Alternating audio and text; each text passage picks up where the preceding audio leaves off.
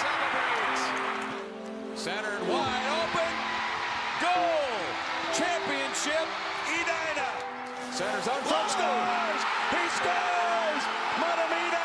They're coming across into shots. Rebound. Scores. It's day one of the Minnesota State Hockey Tournament. Defending state champ St. Cloud Cathedral took on Matamida in the opener. Bo Schmidt scoring there. Joe Schmidt along with Tom Chorski.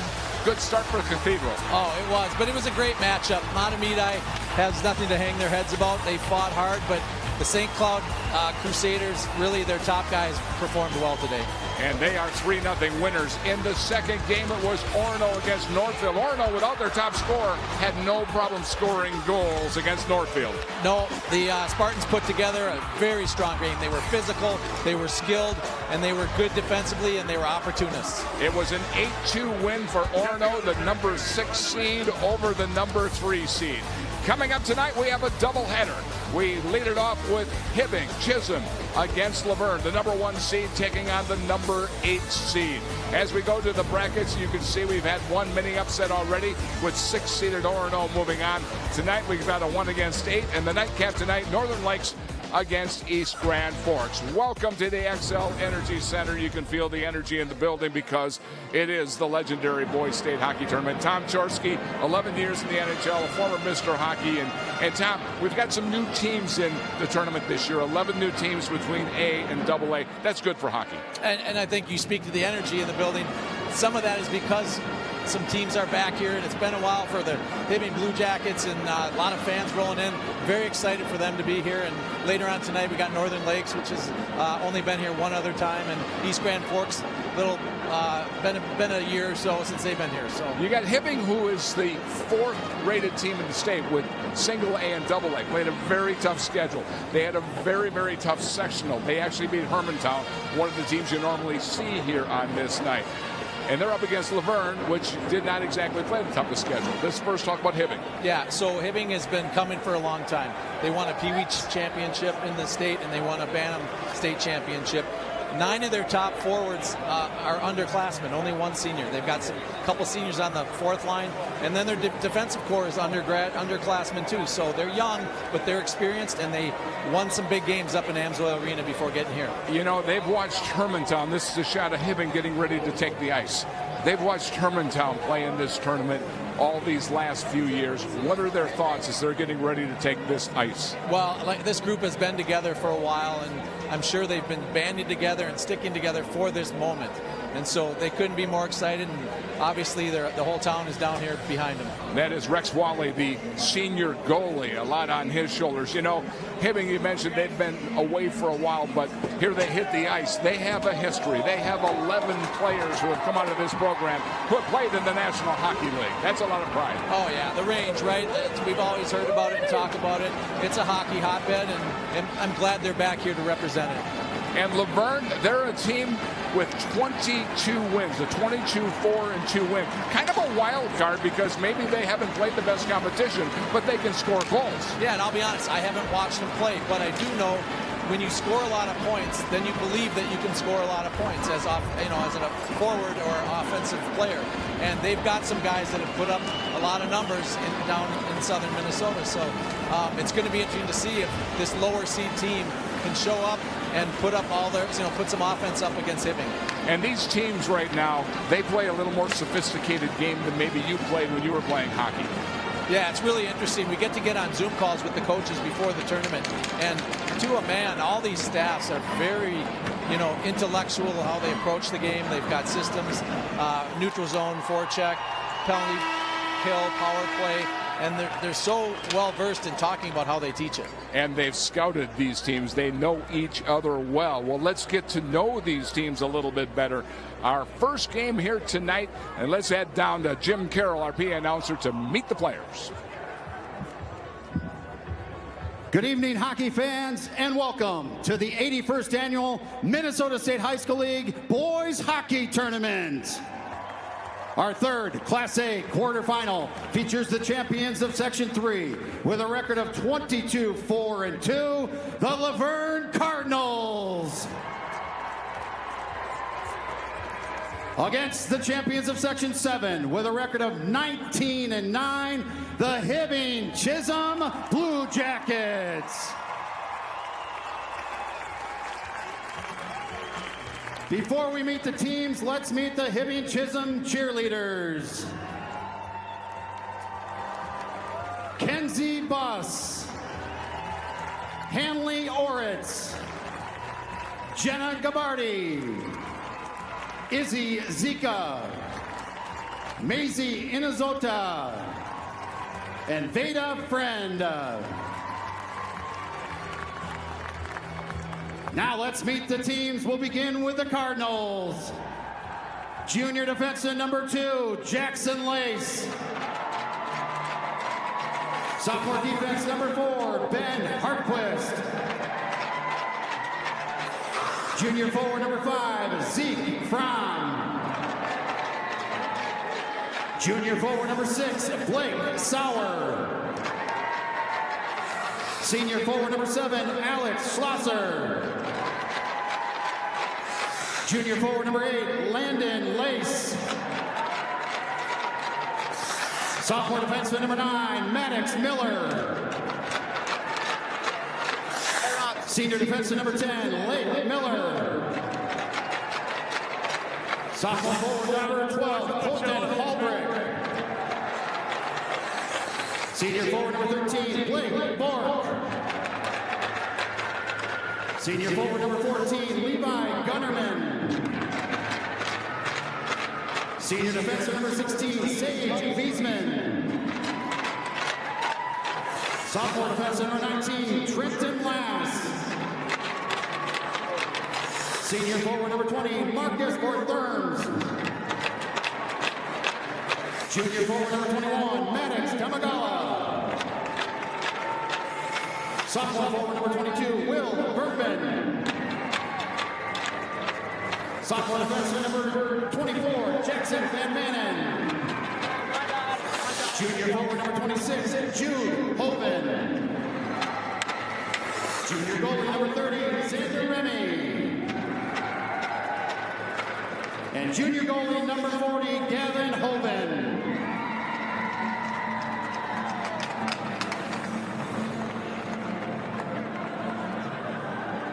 The assistant coach is Pete Connell.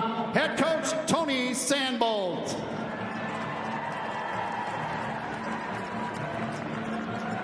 Now let's meet the Blue Jackets. 9th grade forward number 2, Cole Swanson. Senior forward number 3, Chase Capsula. Sophomore forward number 4, Jody Gabardi.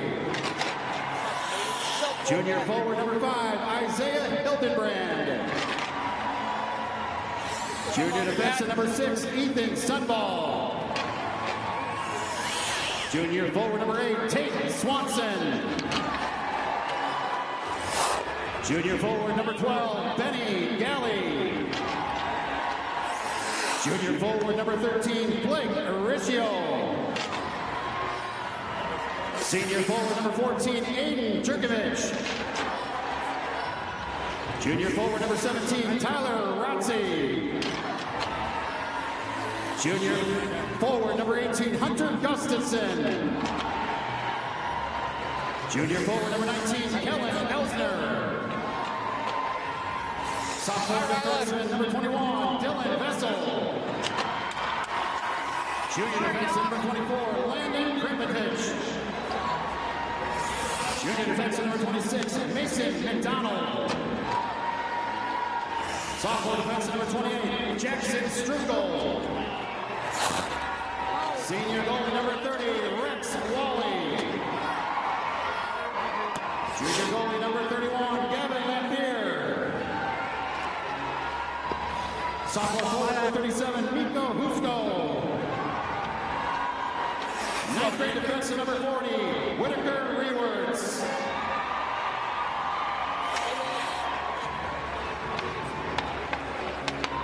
The assistant coaches are Ryan Hanman and Chris Zubich.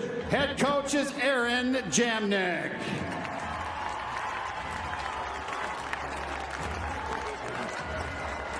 Here are tonight's game officials on the line, Joe Setrum and Matt Stevens. Your referees are Jordan Crable and Joe Oberg. At this time, we ask you to please rise, please remove your caps, and join the Hibbing Chisholm Band under the direction of Matt Bird in the playing of our national anthem.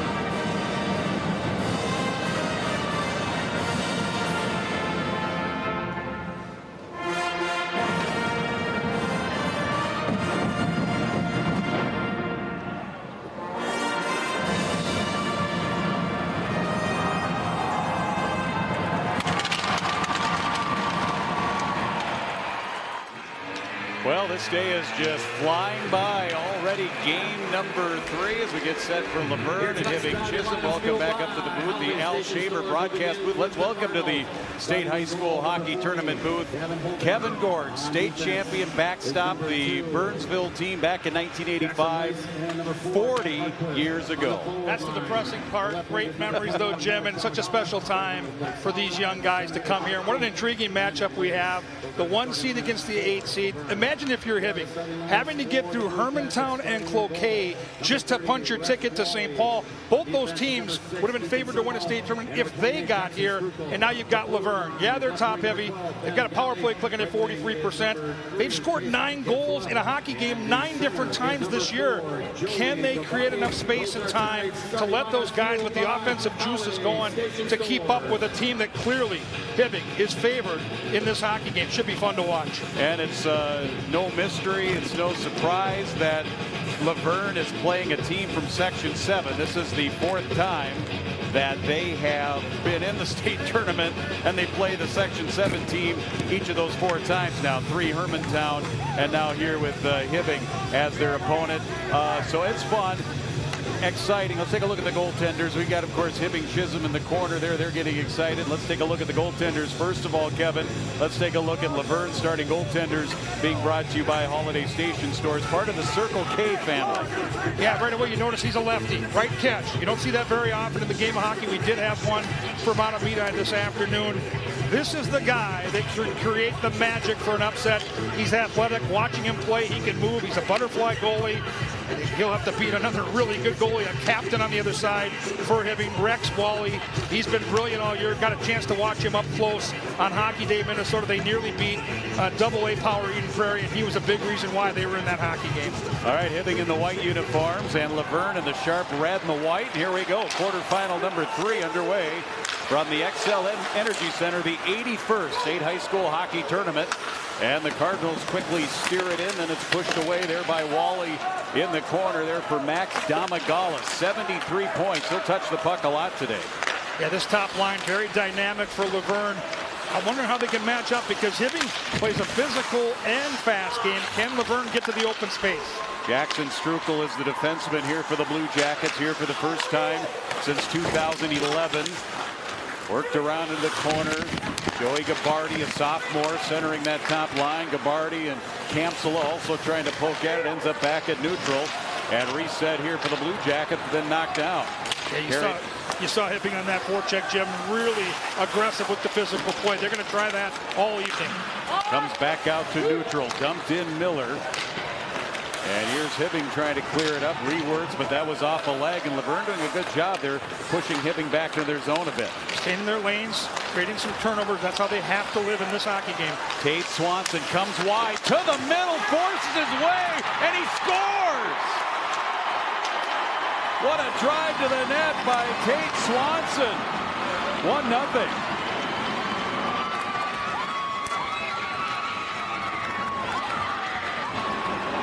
When you go to the net, good things happen. And Tate Swanson is aggressive in this play, driving the middle of the rink. And doesn't matter how the puck goes in as long as it's legal. And you'll see him get a shot on the net, to watch him crash the net. And when he crashes, by getting checked right down the slot, that puck goes right off his body into the cage. Look at him, he's prone right there. There's no kicking motion. That's a good goal. And the 1 seed off to a great start here tonight. Tate and Cole Swanson are the Swanson brothers. And head coach Aaron Jamnik said that Tate's got great vision. There he just had tunnel vision, right? He had tunnel vision. He saw the net and he went right to it. And they are taking a look at this. Every goal in the state tournament is confirmed, and they look at every goal just to make sure and confirm that it is a goal. Yeah, let's watch the play. Here comes the save right off the hop by Hoven. He's down. Swanson gets taken down. He's pushed, and that's, I think, the critical part of this play is he didn't slide on his own. No. He gets pushed into that position. So even if he interferes with the goaltender's pad, in my opinion, this should stand. I didn't see a kicking motion. I don't see goalie interference. If you get taken to the ice and pushed into that position, nothing goaltender Hoven could do for Laverne. That is a tough spot to be for a goalie. Hibbing coming into the game here, third in the field as far as goals scored per game at 4.7. Laverne is actually the top scoring team at 6.1. It's a goal. That's the right call, and I think it's important on a play like that. You take the amount of time you have to confirm it. It looks weird, right?